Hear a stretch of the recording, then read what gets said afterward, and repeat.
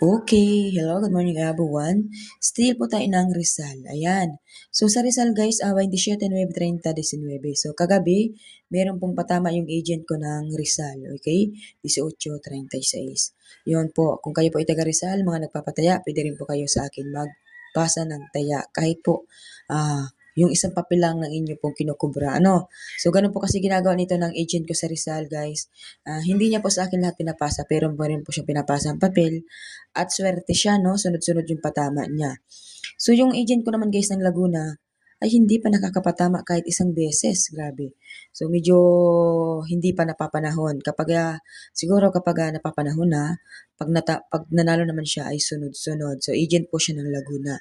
So meron pa akong agent ng Rizal at meron din po akong agent ng Laguna, okay? So wag po kayong mahiya na mag-PM sa akin dahil tayo po ay legit, wala po tayong niloloko, ano? So, meron pa tayong sumada diyan guys ng 8, 29, 32, 26. So, yung 8 naman guys galing yan dito sa 17, 17. So, sumada po ay pareho ng 8, di ba? So, yung 29 naman guys galing yan dito sa 11 at saka sa 38.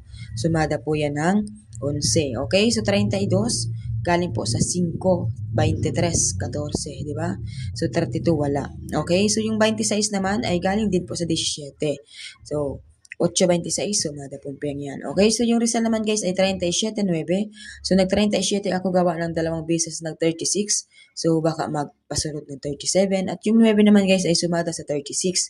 So 7, 8, 2, 9, di ba?